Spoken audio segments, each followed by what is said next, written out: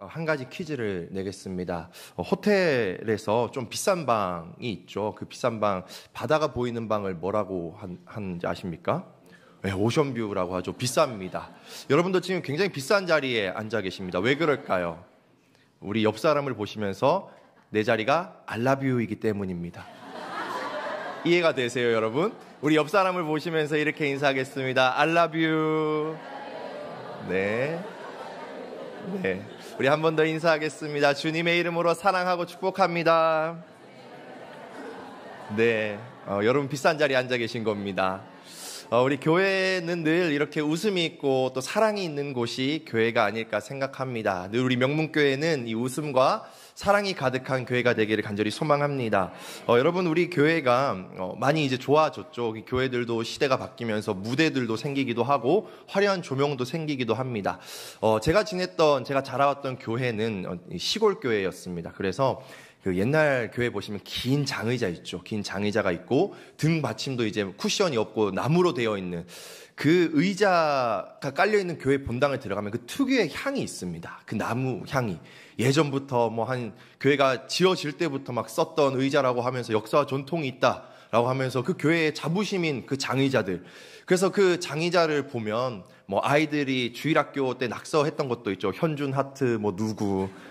선생님 싫어요 빨리 끝내주세요 이런 게 장의자에 다 적혀져 있죠. 그리고 중간중간 이렇게 못질한 흔적도 있고 그런데 그 장의자 가운데 지워지지 않는 하나의 흔적이 있다면 그 자리마다 기도하는 그 자리에 있는 그 앉은 자리, 그 사람의 무릎을 꿇었던 자리, 또 엉덩이를 대었던 자리, 이렇게 색이 바래진 그런 모습들이 곳곳에서 보여집니다. 요즘 우리가 많은 교회들을 가보면 그런 의자들은 많이 없죠. 좋은 의자를 이제 앉는데, 제가 지냈던 교회는 그런 의자를 이렇게 사용했습니다. 그래서 저는 그런 의자를 볼 때, 그리고 또 그런 향을 맡을 때 제 교회가 먼저 떠오르고, 또 그 향이 이렇게 떠오르면 그 자리에서 기도하시던 분들이 가끔 떠오르기도 합니다. 여러분 그 시대 속에서 우리가 의자는 바뀌지만 바뀌지 않아야 될 모습이 있다면 바로 교회 안에 기도하는 사람들이 계속하여 있어야 된다는 것 같습니다. 우리 명문교회가 지금 이제 계속해서 다니엘 기도회로도 모이고 여러 가지 기도회도 많이 있잖아요. 우리 명문교회는 기도하는 교회로 계속해서 성장할 수 있기를 바랍니다. 기도하는 교회가 되어서 이 교회만큼은 우리가 기도의 향기가 가득 찰 수 있도록 우리 모두가 기도의 용사가 되어주시기를 바랍니다. 그렇게 기도하면서 한국 교회가 여기까지 세워지지 않았나 그렇게 생각합니다. 교회의 성장과 부흥도 전부 기도에 있었던 것이겠죠. 밤새 나와서 기도하면서 교회의 문제도 기도하고 또 우리 가정에 있는 문제도 기도하고 내 삶에 겪게 되는 수많은 문제들을 다 기도하면서 풀어갔죠. 우리의 사역도 마찬가지였던 것 같습니다. 기도하면서 모든 교회 사역들을 감당했었죠. 그렇게 기도하면서 은혜를 많이 받으면서 이 교회 사역은 계속하여 즐겁고 재밌어졌던 것 같아요. 바라기는 우리 명문교회도 계속해서 기도하면서 사역할 수 있는 교회가 되기를 바랍니다. 인간의 많은 노력도 필요하지만 그 앞서서 필요한 것이 기도가 아닐까 생각합니다. 기도를 잃지 않기를 바랍니다. 우리 옆에 계신 분들과 이렇게 인사하겠습니다. 기도하기를 쉬지 맙시다. 네, 여러분 기도할 때 하나님이 응답해 주실 것입니다. 오늘 이 밤 우리가 다시 한 번 더 하나님의 이름을 부를 때에 우리의 삶 가운데 있는 모든 문제들을 하나님이 해결해 주실 줄 믿습니다. 우리가 살아가면서 기도하게 되는 가장 큰 이유가 있다면 내가 문제를 겪게 되었는데 그 문제가 내 힘으로 해결되지 않을 때 그럴 때 우리는 기도하게 되는 것 같습니다. 하나님을 찾죠. 최근 여러분들이 기도하게 된 이유는 무엇입니까? 여러분들이 지금 기도하고 있는 기도의 제목들은 어떠한 내용들입니까? 대부분을 보면 순간순간마다 우리의 삶에 찾아온 수많은 어려움들, 그 문제들을 하나님께 도와달라고 또 좀 해결해달라고 하나님을 의지하고 붙잡는 기도가 대부분일 것 같습니다. 여러분 그런데 그렇게 기도할 때 하나님을 믿고 기도하시고 계시죠? 기도는 자연스럽게 믿음과 연결되는 것 같습니다. 하나님을 믿기 때문에 기도하고 기도하면 하나님을 믿는 자라고 저는 생각합니다. 여러분 오늘 이 밤 우리가 하나님을 믿고 살아계신 하나님을 믿고 기도할 수 있는 이 밤 되기를 소망합니다. 정말 그런 믿음을 가지시기를 축복합니다. 여러분 기도할 때 하늘 문이 열릴 거라는 믿음이 있으십니까? 기도할 때 정말 우리 삶 가운데 길이 열릴 것이라는 믿음이 있으십니까? 그럼 믿음 없이 기도하는 것이 아니라 정말 하나님께서 열어주시고 하나님께서 뚫어주시고 하나님께서 모든 것을 해결해 주실 것이다 라고 하는 확실한 믿음을 부여잡고 오늘 이 밤 우리가 기도할 때 큰 역사가 일어나게 될 줄 믿습니다. 정말로 믿음을 갖고 기도할 때 응답이 있었던 그 이야기가 바로 오늘 우리가 읽었던 본문의 이야기죠. 엘리야가 기도할 때 하늘에서 불이 내려왔던 이야기입니다. 이 이야기가 시작되었던 것은 우리가 읽었던 본문보다 한 장 앞에 열왕기상 17장에서 시작이 되는데요. 열왕기상 17장은 이 엘리야가 처음으로 등장하는 내용입니다. 처음으로 등장하게 되면서 엘리야가 함께 가지고 온 문제가 있습니다. 그건 바로 그 시대의 가뭄을 가지고 왔던 것이죠. 17장 1절에서 이렇게 이야기합니다. 길리앗에 우거하는 자 중에 디셉 사람 엘리야가 아합에게 말하되 내가 섬기는 이스라엘의 하나님 여호와께서 살아계심을 두고 맹세하노니 내 말이 없으면 수년 동안 비도 이슬도 있지 아니하리라.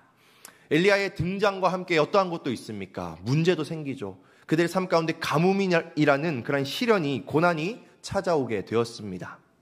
여러분, 그 당시 이 고난 가운데 가뭄을 왜 하나님은 엘리야와 함께 그들에게 허락했던 것일까요?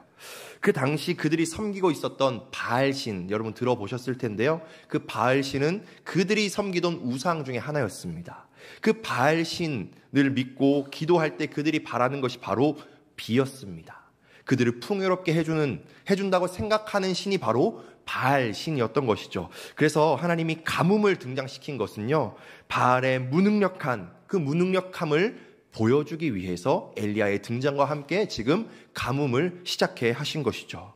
여러분, 그 가뭄을 겪는 사람들은 어떻게 생각할까요? 그 가뭄을 겪을 때 힘들겠죠. 고통스럽겠죠. 지금 당장 우리 삶에 어려움이 있기 때문에 하나님을 원망하기도 할 것 같습니다. 여러분, 우리의 삶도 비슷한 것 같아요. 우리도 우리 곁에서 일어나고 있는 여러 가지 문제들도 우리를 힘겹게 합니다. 그 문제 앞에 우리는 하나님을 원망하고 고통을 울부짖죠.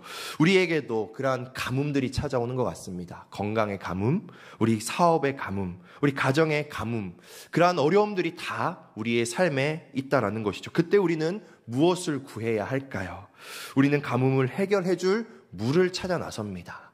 여러분, 그 물은 누가 주어야 하는 것입니까? 하나님이 주어야 하는 것이죠. 그렇게 여러분들의 삶에 일어나고 있는 여러 가지의 가뭄들을 해결하기 위해 우리가 물을 찾는 것이 아니라 모든 것을 풍족하게 채워주시고 해결해 줄 수 있는 물을 주시는 하나님을 찾으시기를 축복합니다. 하나님을 찾는 것이 우리에게 필요한 것이죠. 여러분, 성경에서 하나님이 역사하기 시작하실 때 성경에서 문제가 시작됩니다. 우리 인생 가운데 그 성경에 나오는 인물의 그 인생 가운데 문제가 발생하죠. 여러분, 그 문제의 시작은 곧 하나님의 일하심의 시작입니다. 여러분, 하나님은 늘 우리 삶에 예측할 수 없는 문제들로 찾아오시고 또 예측할 수 없는 방법들로 그 문제를 해결해 나가십니다. 여러분, 그렇기 때문에 우리 삶에 지금 찾아오는 그 가뭄이 있다고 한다면 그 가뭄을 우리 삶에 하나님의 일하시는 시간으로 바꾸어내시기를 바랍니다. 여러분, 우리에게 가뭄을 사라지게 할 것이 진정 하나님이라고 믿으십니까? 그러한 믿음을 갖게 되시기를 바랍니다. 우리의 삶의 모든 가뭄들은 하나님이 해결해 줄 수 있습니다. 엘리야는 그 사실을 굳게 믿었던 것 같아요. 그래서 엘리야는 가뭄을 끝내기 위하여서 갈멜산으로 나아갑니다. 우리가 잘 알듯이 갈멜산에는 엘리야만 오는 것이 아니었죠. 갈멜산에는 비를 내리기 위하여서 엘리야뿐만 아니라 이 바알의 선지자들 또 아세라의 선지자들도 함께 모이게 됩니다. 지금 여러분, 그 갈멜산 위에는요, 비를 내리기 위해서 851명이 그 한 가지 목적을 가지고 그 자리에 모이게 됩니다. 그러나 여러분, 같은 마음은 아니었던 것 같습니다. 같은 편은 아니었죠. 바알과 아세라 선지자들, 그 850명은 자신이 섬기던 바알 신을 의지하는 바알의 편에 섰던 자들입니다. 엘리야는 어떻습니까? 홀로 하나님 편에 서서 하나님을 의지하는 마음으로 그곳에 서 있었습니다. 우리가 너무나도 잘 알고 있듯이 엘리야와 함께 그 450명이 충돌하게 됩니다. 450명의 기도와 한 명의 기도가 충돌하게 되는 것이죠. 여러분, 기도의 대결을 해보신 적 있습니까? 이렇게 어린 아이들은요, 이렇게 교회에 열심히 다니는 아이들은 절을 가면 절 앞에서 기도합니다. 무너지게 해달라고. 여러분, 그러한 마음들이 있어요. 그런데 여러분, 그러한 마음으로 이 엘리야가 나아간 것이 아니겠죠. 하나님의 하나님 되심을 보여주기 위하여 지금 혼자 그 앞에 서 있는 겁니다. 바알 선지자 450명이 먼저 자신이 섬기는 바알에게 기도하기 시작하죠. 여러분 29절에 보시면 이렇게 이야기를 합니다. 이같이 하여 정오가 지났고 그들이 미친 듯이 떠들어 저녁 소재 드릴 때까지 이르렀으나 아무 소리도 없고 응답하는 자나 돌아보는 자가 아무도 없다. 그들이 아무리 기도해도 아무 소리도 없고 아무 응답도 없었다. 그렇게 이야기를 하죠. 그리고 나서 이제 엘리야가 나섭니다. 우리가 잘 알듯이 엘리야는 하나님께 기도하기 위해 한 가지 준비를 합니다. 제단을 수축하고 그 위에 물을 3번 부어주죠. 35절에 보니까 물이 제단으로 두루 흐르고 도랑에도 물이 가득 찼다라고 이야기를 합니다. 여러분 불이 붙으려면 그 반대가 되어야 잘 붙지 않을까요? 물기가 없어야 되지 않을까? 그렇게 생각을 하는데 오히려 반대로 엘리야는 물을 흥건하게 부어놓습니다. 그리고 나서 엘리야는 기도하기 시작하죠. 여러분 우리가 잘 알고 있죠. 어떠한 일이 일어납니까? 우리 38절인데요. 이에 여호와의 불이 내려서 번제물과 나무와 돌과 흙을 태우고 또 도랑에 물을 핥은지라. 여러분 사실 이 가뭄과 불 이 두 가지 키워드는요 모두 아까 말씀드렸던 것처럼 바알 신에게서 찾을 수 있는 것들이었습니다. 바알 신이 살아 있었다면 가뭄은 사라져야 했고 바알 신이 있었다면 불이 내려와야 했습니다. 이 불은요 바알 신은 비를 내리기도 하고 번개를 다스리기도 한다라고 여겼다고 합니다. 그래서 하늘에서 번개가 내린다, 불이 내린다라는 거죠. 바알이 있어도 그 가뭄은 사라지지 않았고 바알이 있어도 그 불은 떨어지지 않았습니다. 바알 선지자들의 기도로 일어나지 않았죠. 가뭄도 계속되었고 불도 떨어지지 않고 있는 그 상황 중에 엘리야는 기도합니다. 엘리야의 기도로 하늘에서 불이 떨어지죠. 동시에 가뭄이 그치고 저 멀리서 큰 비소리가 들린다라고 엘리야가 이야기를 하게 됩니다. 이 이야기를 통해서 엘리야는 이 바알의 무능력함, 바알이 헛된 것이다라는 것을 증명하고 하나님이 살아계시며 하나님의 능력을 그들에게 보여주었던 것이죠. 여러분 이 이야기 우리가 너무나도 잘 알고 있는 이야기입니다. 이 이야기를 통하여서 오늘 우리가 한 번 더 이 이야기에 담겨있는 메시지를 생각해 보았으면 좋겠습니다. 첫 번째로 하나님께서 살아계셔서 하나님만이 우리의 기도에 유일하게 응답할 수 있는 분이다라는 것이죠. 여러분 기도하는 한 사람이 기도하지 않는 한 민족보다 강하다라고 하는 말이 있습니다. 수백 명이 허공을 향하여서 외치는 것보다 한 사람이 하나님을 향하여 외치는 것이 더 강하다라는 것이죠. 그것은 곧 하나님을 향해서 기도하는 것이 능력이다라고 하는 것입니다. 여러분 오늘 이 밤 우리에게 응답할 수 있는 유일한 분 하나님께 우리가 초점을 맞추고 기도하는 밤이 되기를 소망합니다. 여러분 우리가 이제 이 여름 사역을 앞두고 있는데요. 여름 사역의 우선순위가 바로 이런 것이겠죠. 하나님께 먼저 기도하는 것입니다. 여름 사역을 위해 수많은 준비와 노력들이 필요합니다. 그 중에 단연코 필요한 것은 무엇입니까? 단연코 가장 중요한 것은 기도하는 것이겠죠. 좋은 계획들로 가득 채워진 그런 여름 사역, 이 멋진 여름 사역이 될 수도 있겠지만 그것보다 우리가 기대하고 바라는 것은 기도의 분량이 가득 채워진 여름 사역이 될 수 있도록 기도해 주시기를 바랍니다. 기도하는 사람은 일당백을 하는 것이죠. 여러분 하나님을 믿고 기도하는 사람을 통하여서 하나님은 크고 놀라운 일들을 행하여 주실 것입니다. 여러분 우리는 기도할 때 일당백을 감당할 수 있을 것입니다. 하나님을 믿고 기도하는 성도님들이 되어주시기를 바랍니다. 하나님을 믿고 기도하는 사람을 통하여서 하나님은 크고 놀라운 일들을 이루어 주실 것입니다. 여러분 하나님께 기도하는 것이 능력입니다. 하나님께 기도함으로 하나님의 능력이 나타나는 은혜가 있기를 축복합니다. 우리에게 기도가 있어야 우리 삶에 하나님이 있는 겁니다. 우리 삶에 기도가 없으면 하나님은 없는 겁니다. 우리가 기억해야 할 것은 우리 삶에 반드시 기도가 필요하다라는 것이죠. 또한 두 번째로 우리가 기억해야 할 것은 무엇입니까? 하나님의 일에서 숫자, 이런 것들은 아무런 조건이 되지 않는다라는 것이죠. 다시 말해서 우리는 이 세상에 어떤 조건이 아니라 믿음의 확신, 그 확신만 있으면 기도는 응답된다라는 것입니다. 하나님을 향한 그 믿음의 확신을 갖는 것, 여러분 하나님의 일은 믿음의 문제입니다. 하나님의 일은 우리의 능력과 우리의 조건의 문제가 아닌 우리 믿음의 확신에 달려 있는 것입니다.